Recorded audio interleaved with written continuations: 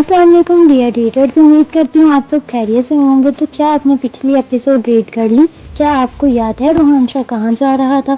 दोस्त, the black रोज का episode 8 upload करने जा रही हूँ, तो चैनल को लाइक शेयर सब्सक्राइब करते रहें। Thank you. मेरी बात कान खोल कर सुनो वसीम, अब से एक एक पल की खबर मिलनी चाहिए मुझे, वरना। रोहान वसीम की गर्दन में हाथ डाल इसके माथे से अपना माथा मिलाए कह रहा था, फिक्र न कर, ऐसा ही होगा, तू बस अब वहां से अच्छी खबर लेकर आना। वसीम ने तसल्ली दी और इसके कॉलर को सेट करने की अदाकारी करता बोला, रोहान यार, मैं एक खुशखबरी सुनना चाहता हूँ। ओए, क्या बक रहा है कमीने? रोहान एक झटके से दूर हुआ। वसीम खिलखिलाकर हंसा और साथ ही इसे अब फिर अपने करीब कर काम में सरगोशी करना शुरू की। सुन तो ले, मैं जानता हूँ तू इस काम के लिए नहीं बना मेरी जान। रोहान ने मैं तेरी जान नहीं हूँ लड़की कहीं का वाली नजर से देखा। मैं चाहता हूँ इस बार जब तू आए तो कहे कि मुराद भाई का इंतजार खत्म हुआ और भाभी आ गई है। वो ऐसे बोला जैसे बेहद तकलीफ महसूस कर रहा था। इंशाल्लाह इंशाल्लाह, मैं पूरी कोशिश करूंगा। भाई को देख, बहुत तकलीफ होती है यार, सच है, लेकिन मैं बहुत शर्मिंदा होता हूँ। कोई जगह नहीं छोड़ी मैंने इस इंसान को ढूंढने में। कोई इशारा, कोई निशानी नहीं मिलती, वो हारे हुए अंदाज में बता रहा था। वसीम इसके सीने पर दस्तक देता बोला, तो यार फिर भाई का कुछ कर, मैं नहीं देख सकता इस हाल में इनको। यार भाई सब देख रहे हैं और आपका रोमांस है कि खत्म ही नहीं हो रहा। आयमा ने इनको आसपास के लोगों की आंखों को देखते कहा। वहां से गुजरता हर शख्स इनको अजीब नजरों से देख रहा था और कुछ बच्चे तो जोर जोर से इन पर हंस भी रहे थे। ओह, चलो ठीक है, ख्याल रखना। रूहानी से छोड़ दूर हुआ। तुम भी। वसीम ने खुद को कंपोज करने की कोशिश की। रूहान हाथ हिलाता अब अंदर को चलता गया। वसीम इसकी पुश्त देख हाथ हिला रहा था। इंशाल्लाह मैं हर मुमकिन कोशिश करूंगा तुम सबको खुश रखने की, हम हमेशा साथ रहेंगे। वसीम को न जाने क्या खौफ थे। कुछ देर इस जानब देखते रहा जहां से वो सब गायब हुए। वसीम अब गाड़ी की तरफ चला आया। इसे अब अजीम पर नजर रखनी थी और साथ ही मॉर्गन पर। मॉर्गन का ख्याल रखने का नहीं कहा गया इसे, लेकिन अपने भाइयों से मोहब्बत थी शायद कि वो इनसे जुड़े हर शख्स को महफूज करना अपनी जिम्मेदारी समझता था। रोहान की फ्लाइट को मास्को पहुंचने में करीब 12 घंटे लगने थे और जब तक वो घर ना पहुंचेगा दो दिल खौफ में मुब्तला रहने वाले थे, एक वसीम अहमद का और एक मलिक मुराद का।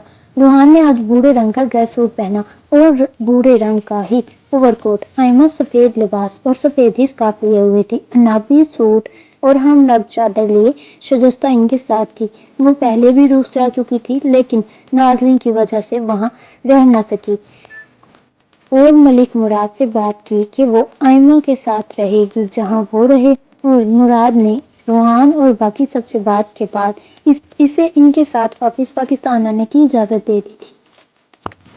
अब वो जा रहे थे। रोहान के दिल में वसीम की बात हथौड़े की मानद लगी थी।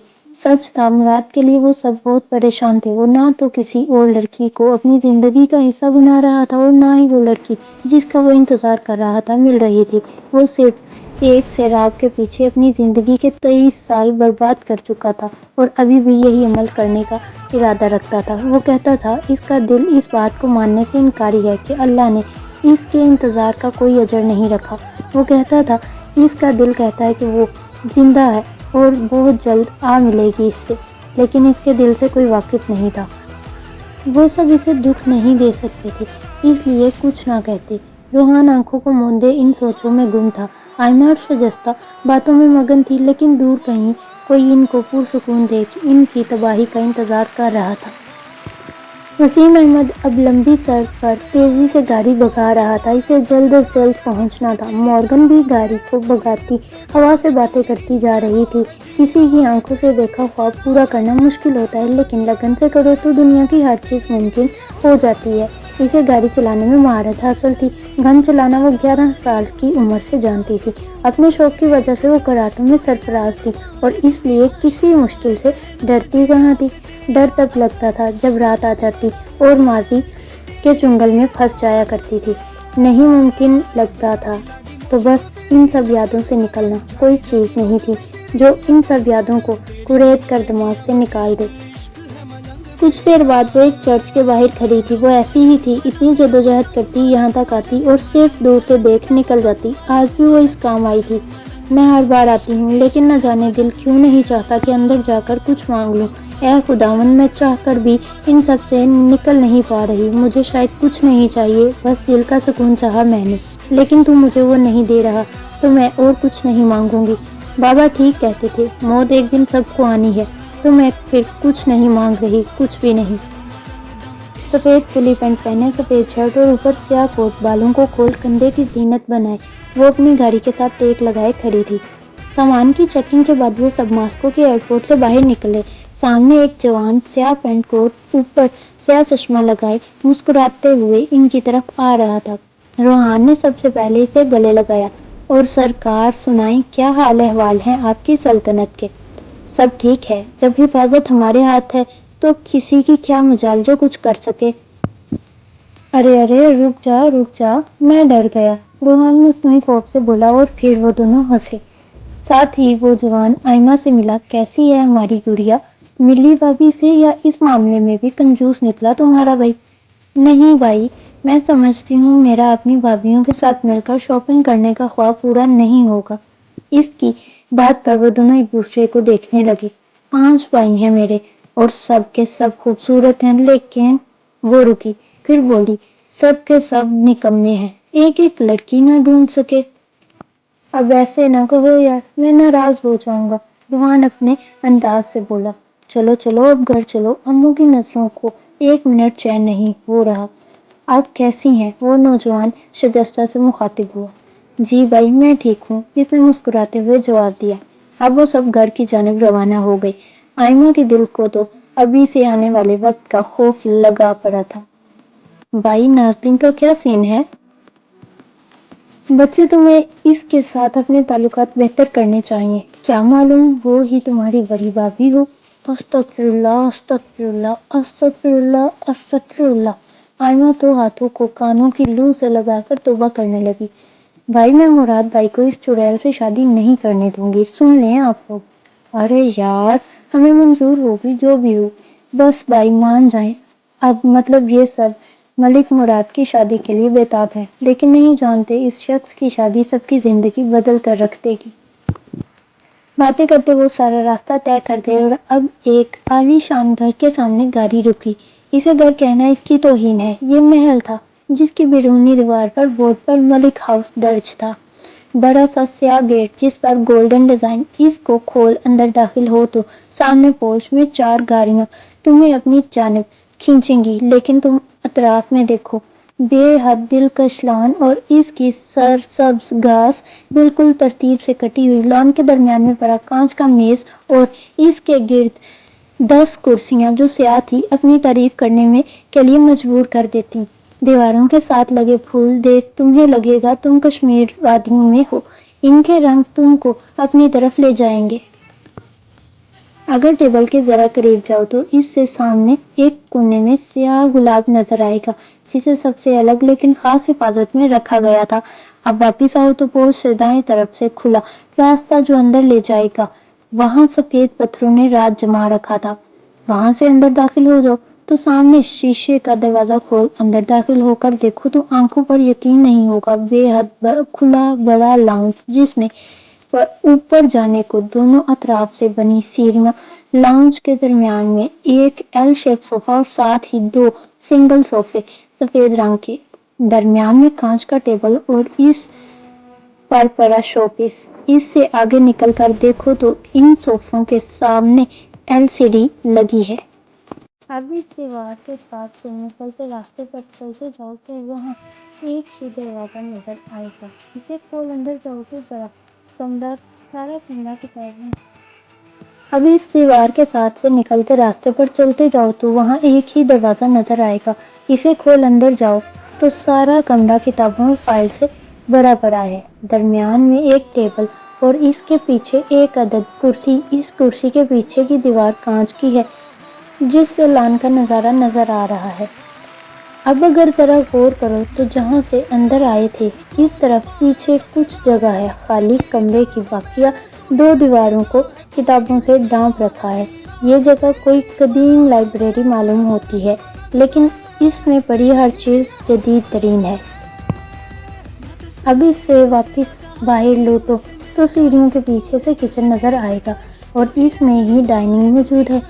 کچن بھی بے حد کشادہ ہے، ہر جگہ سفید پتھر لگے ہوئے ہیں۔ اب اگر یہ جگہ کو خیر بات کہتے اوپر آؤ تو سیڑھیوں سے اوپر آتے سامنے والا کمرہ آئمہ کے لیے ہے۔ شجستہ بھی جب یہاں آتی تو اس کے ساتھ رکتی۔ اس سے بائیں جانب کمرہ روحان کا ہے اور اس سے آگے کمرے میں ملک مراد ہوتے۔ اب دائیں طرف جاؤ تو کارنر میں ایک کمرہ ہے جو کمرے کم کمپیوٹر ہاؤس زیادہ ہے اور یہ یہاں کے چھوٹے شہزادے کے نام ہے۔ آئمہ کو اس کمرے سے بے حد محبت ہے، لیکن اسے کم ہی وہاں جانے کی اجازت تھی۔ نیچے کافی روم تھے جن میں نازلین، وسیم احمد اور امو اس جوان کا کمرہ شامل ہے جو ان کو لے کر آئے۔ کچھ سرونٹ روم اس عمارت سے باہر بنے تھے۔ ان کے پیچھے کی جانب لانڈری کا انتظام کیا گیا تھا۔ ہر کمرے میں ایک دیوار پر کانچ کا دروازہ کھلتا ہے۔ بالکنی اب جب کہ تم گھر دیکھ چکے ہو تو اس میں بسنے والے مکینوں سے بھی مل لو۔ یہاں ادھیڑ عمر عورت جن کو سب امو کہتے ہیں اور ان کا نام رومان حیدر ہے، نوجوان جو ان سب کو ایئرپورٹ سے لے کر آیا ہے، ان محترم کا نام اورحان شاہ ہے، ملک مراد کے خاص آدمی، دوسرے نمبر والا بھائی جو اپنے جذبات کسی کے سامنے ظاہر نہیں کرتے۔ ان پر جو ذمہ داری ہے وہ اس گھر کی حفاظت اور مراد کی ہر چیز ترتیب دینا، اور یہ ان جناب کی خواہش پر ان کے ذمہ لگائی گئی۔ یہاں اوپر کمپیوٹر روم میں موجود جوان اب ہوئے ہیں 20 سال کے، اور وہ بھی آئمہ کی طرح ہیکر بننا چاہتے تھے، سو بن بھی گئے، لیکن مراد ہاؤس میں رہنے کے لیے ان کو اپنی پڑھائی مکمل کرنا ہے، جو وہ ابھی کر رہے ہیں۔ نام ہے ملکہ یان۔ یہاں رہتی ہیں ایک حسینہ، نام ہے نازلین براق، پیشے سے ہیکر اور نہ جانے کتنے دلوں کی قاتل، سنہری بال، سفید رنگ اور ترقی سے ہیں۔ ملک ہاؤس میں ان کا سب سے اہم کام ملک مراد پر ڈوری ڈالنا ہے، لیکن افسوس وہ تو مجنون ہیں تو ان کو گھاس نہیں ڈالتے، پھر بھی بہادر ہار نہیں مانتے، یہ ان کا ماننا ہے۔ ان کو لگتا ہے ایک دن ان کو گھاس ملے گی، اوہ میرا مطلب مراد ملے گا۔ گھر کے باہر 3 گارڈ ہیں اور وہ سیاہ لباس میں ہی ملیں گے۔ گھر میں سب سے اہم شخصیت ہے ملک مراد، یہاں کی رونق ان کو کہا جاتا ہے، جبکہ وہ خاموش طبیعت ہے۔ 33 سالہ جوان مرد، بیک وقت 2 ڈگریوں کے مالک، ماہرین میں نفسیات، اور دوسری طرف ایک اچھے ڈاکٹر بھی ہیں۔ 6 فٹ 2 انچ، رنگ سانولا، بوڑھی آنکھیں، زیادہ تر وقت اپنے کام میں مصروف رہتے ہیں، لیکن اپنے شگوفوں کی ہر حرکت پر نظر رکھتے ہیں۔ ایک لڑکی کے انتظار میں اپنی عمر کا لمبا عرصہ گزار دیا، جبکہ اس لڑکی کی شکل زندگی میں کبھی دیکھی بھی نہیں۔ ایک باروب شخص، پاکستان میں بہت سی کمپنیوں کے مالک ہیں، لیکن نام ان کا نہیں لیا جاتا۔ اموں کی بات سنتے ہیں اور باقی سب کو بھی بولنے کی آزادی دیتے ہیں، لیکن آخری فیصلہ خود کرتے۔ اس گھر کے تمام مکینوں کا پہلا خواب اس شخص کی شادی ہے۔ یوں تو یہ گھر ملک مراد کی وجہ سے جانا جاتا ہے، لیکن اس گھر کو بنوانے والے ان کے بڑے بھائی تھے۔ مراد کا تعلق پاکستان سے تھا اور اس گھر میں موجود سب لوگ یتیم تھے، لیکن مراد نے ان کو ملا کر ایک خاندان بنایا، اور اب اس خاندان کا ہر فرد کسی نہ کسی کام میں ماہر ہے۔ مراد کو جھوٹ سے نفرت ہے اور مراد کے لیے یہ انتظار اس کے بھائی کی طرف سے اس کے نصیب میں لکھا گیا تھا۔ ملک منظور مراد کے بڑے بھائی تھے اور یہ دونوں بھائی کڈنیپ کیے گئے۔ مراد کی عمر 6 سال تھی جب ان کو کچھ لوگ پاکستان سے کڈنیپ کر روس لے آئے۔ تو اب آپ لوگ مجھے بتائیں کہ کون سا کردار آپ کو پسند آیا اور ملک ہاؤس کیسا لگا آپ سب کو۔ نیکسٹ ایپیسوڈ جلدی اپلوڈ کر دوں گی، آپ لوگ کامنٹ سیکشن میں فیڈ بیک دیا کریں، اس سے میری حوصلہ افزائی ہوگی۔ اپنا بہت سارا خیال رکھیں، مجھے بھی دعاؤں میں یاد رکھیں۔ اللہ حافظ۔